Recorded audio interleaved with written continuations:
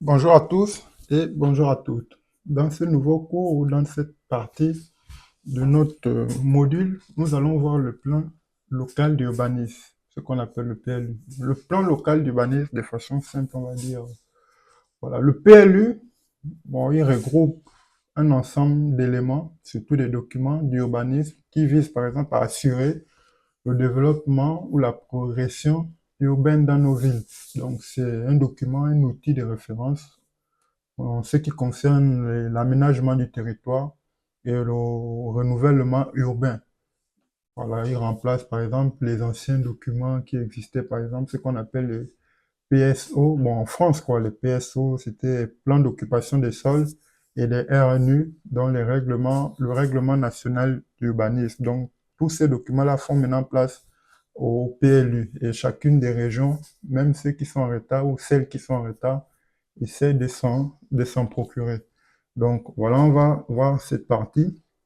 Donc voilà le sommaire. Donc nous allons voir en début, en premier lieu, la définition du plan local d'urbanisme. Qu'est-ce qu'il contient?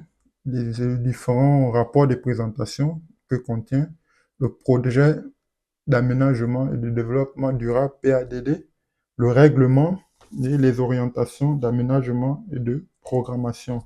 Ensuite, les dernières parties, nous allons voir les différentes zones d'un plan local urbaniste, parce que voilà, A, N, etc.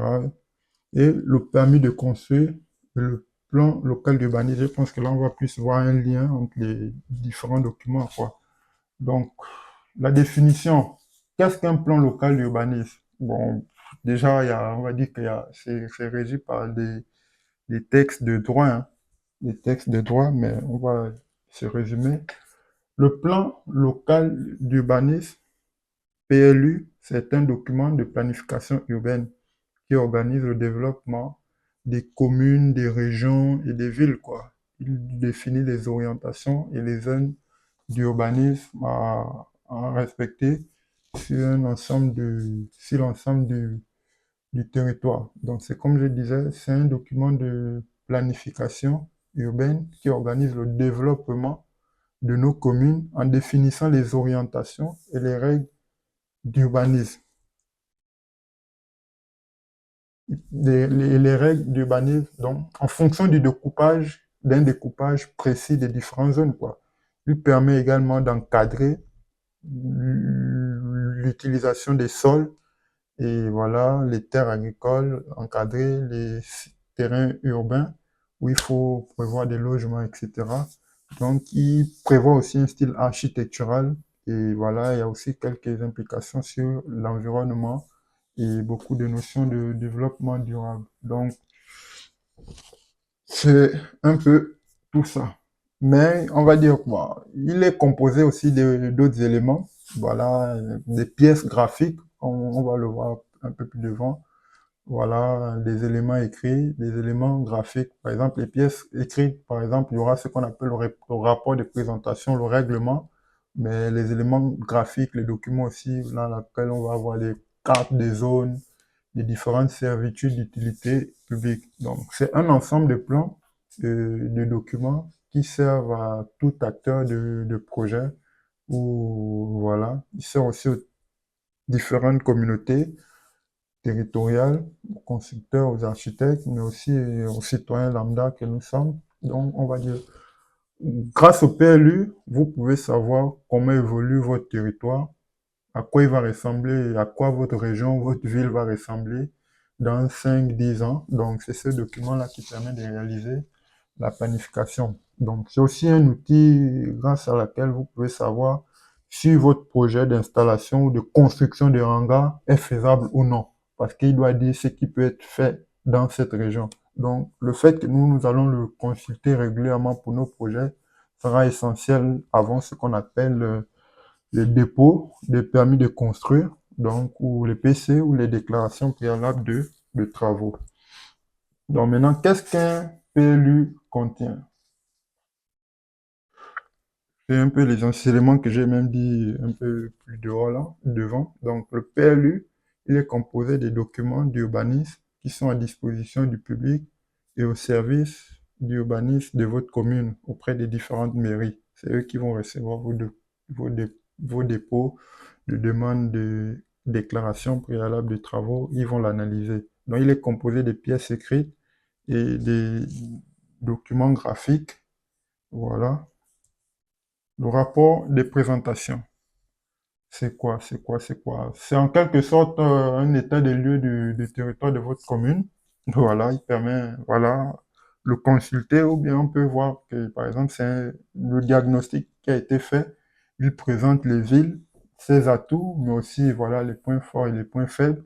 Donc, c'est un document dans lequel vous pouvez trouver une analyse un peu précise de la consommation des différents espaces de la commune, de la région. Vous allez voir la répartition de l'habitat. Donc, il y a aussi ce qu'on appelle le rapport de présentation. Il doit justifier les choix qui vont être annoncés dans le projet d'aménagement et de développement durable, quoi. Donc, le PADD, c'est quoi? Le PADD, c'est un document qui organise les différentes orientations d'aménagement du territoire. Il exprime les objectifs et les projets des différentes collectivités en matière de développement économique, social, environnemental et urbain, quoi. Donc, c'est un peu ça. Il s'agit d'un véritable guide qui donne une projection de développement de notre territoire du territoire français, il faut bien préciser, parce que dans d'autres pays, je ne sais pas comment ils appellent ça, mais ça doit exister, quoi. Donc, voilà. Le règlement. Bon, le règlement, c'est un document qui est élaboré à partir des principes énoncés par le PADD. Donc, il traduit ses objectifs afin de définir les règles applicables au projet de construction, simplement. Donc, afin de tenir compte, par exemple, des spécificités des différents secteurs du territoire, les communes, ici on retrouve par exemple de plus en plus des regroupements intercommunaux. Donc le règlement sera divisé par exemple en plusieurs parties et sous-parties afin que chacune des parties, bien qu'elle soit regroupée, puisse se retrouver dans les différentes zones, quoi. Donc c'est un peu ça. Là, vous avez les orientations de programmation et de programmation. Donc, c'est un document qui concerne uniquement certains secteurs du territoire dont l'aménagement nécessite des orientations spécifiques. Voilà, il s'ajoute aux règles d'urbanisme qui sont définies par le règlement pour les différents périmètres en question. Il concerne aussi plusieurs volets, bon, les transports, l'aménagement, des espaces verts, les implantations des futurs bâtiments, les hauteurs maximales à respecter, comme je disais, ou encore les destinations à privilégier. Donc, les différentes zones d'un plan local d'urbanisme. Bon, le plan local d'urbanisme est découpé en différents secteurs selon le plan de zonage très précis. On y trouve principalement les zones suivantes. Donc, les zones urbaines, elles sont notées U. Donc, elles sont vraiment regroupées en 4 catégories et ces catégories contiennent certains indices qui permettent de les catégoriser encore en sous-catégories. Donc, premièrement, vous avez les zones U, qu'on appelle les zones urbaines. Ce sont des zones qui sont déjà équipées, urbanisées. Il y a déjà les transports, les câbles d'électricité et tout ce qui est réseau d'équipement collectif, d'assainissement est déjà disposé, quoi. Donc, après, vous avez les zones AU. Donc, les zones A urbanisées. AU comme A urbanisé. Donc, il s'agit des zones à caractère naturel destinées à accueillir de futurs habitants ou de nouvelles entreprises. Donc, l'urbanisation se fait de façon progressive, quoi.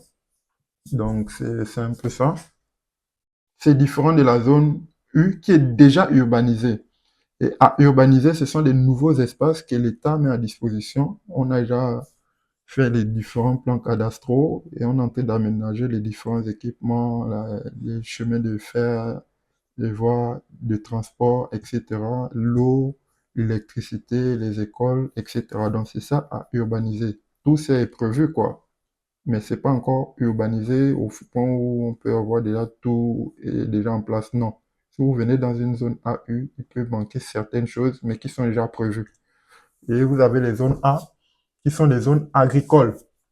Donc, elles sont réservées aux activités agricoles et au logement des agriculteurs. Bon, il faut savoir que dans les zones A, on ne se loge pas, mais en fonction des agriculteurs, par exemple, en fonction de votre besoin, si vous avez par exemple un logement principal à Paris, en Île-de-France, et vous avez par exemple vos terrains agricoles, par exemple, dans les Hauts-de-France, qui sont loin de votre région où vous avez votre maison, et en fonction de certaines cultures. Donc, certaines cultures, par exemple, demandent à ce que, par exemple, le propriétaire soit sur les lieux chaque 2 jours, chaque 3 jours. Donc, pour suivre la progression en fonction de la période, quoi. Donc, il faut vraiment être sur place. Donc, en fonction du type d'exploitation que vous avez, donc vous pouvez faire, par exemple, une demande de logement dans cette zone-là. Et voilà, on va étudier et on pourra vous donner un permis de construire, etc. Donc, quand vous allez construire, nous, on peut venir mettre des panneaux solaires dessus et vous allez produire de l'électricité que vous pouvez soit revendre sur le réseau ou bien utiliser autoconsommer. Donc, c'est un peu ça la spécificité des zones A. Vous avez les zones N, qu'on appelle les zones naturelles. Elles sont préservées pour le paysage, la faune et la flore. Donc, ce sont des zones naturelles qui sont vraiment très strictes et là-bas, c'est très, très compliqué.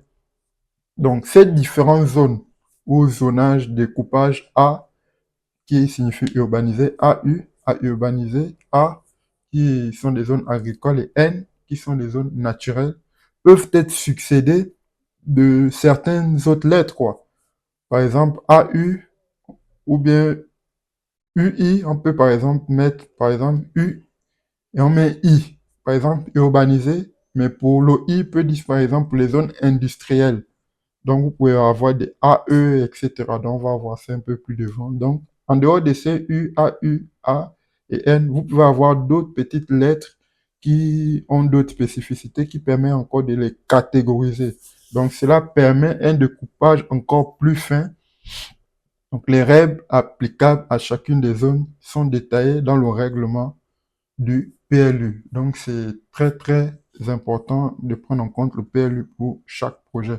Donc, maintenant, le PLU, le lien, on va dire, entre le permis de construire et le plan local d'urbanisme. Il faut savoir que pour tout permis, on va dire quoi? Le plan local d'urbanisme est indissociable du permis de construire et de la déclaration préalable de travaux. Déclaration préalable de travaux, c'est lorsque le bâtiment est déjà existant, on veut apporter des modifications comme mettre des panneaux solaires en toiture. Donc là, on n'a plus besoin de permis de construire, on veut juste apporter des modifications sur l'aspect visuel de notre bâtiment existant. Le projet décrit dans ces autorisations d'urbanisme doit en effet être conforme aux documents d'urbanisme commune de votre commune. Donc, c'est pourquoi nous devons impérativement prendre connaissance du règlement et des cartes graphiques du PLU avant de déposer votre demande. Donc, ça signifie quoi?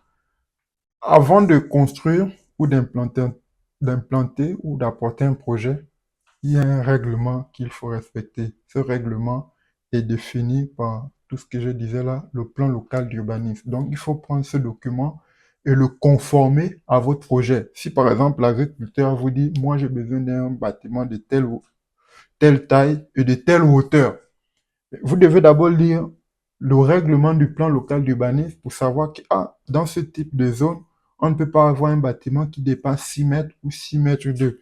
Dans ce type de bâtiment, par rapport à la limite des propriétés, il faut par exemple décaler de tel nombre de mètres par rapport à la bordure.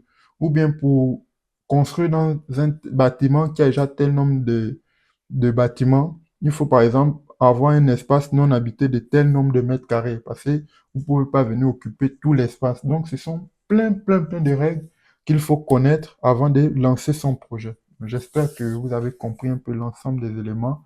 C'est beaucoup de la paperasse, mais voilà, on ne se lance pas sur un projet. Si c'est mettre des panneaux solaires, c'est vraiment simple, quoi, mais il y a aussi beaucoup de la documentation à côté de ça. Donc, merci et à la prochaine.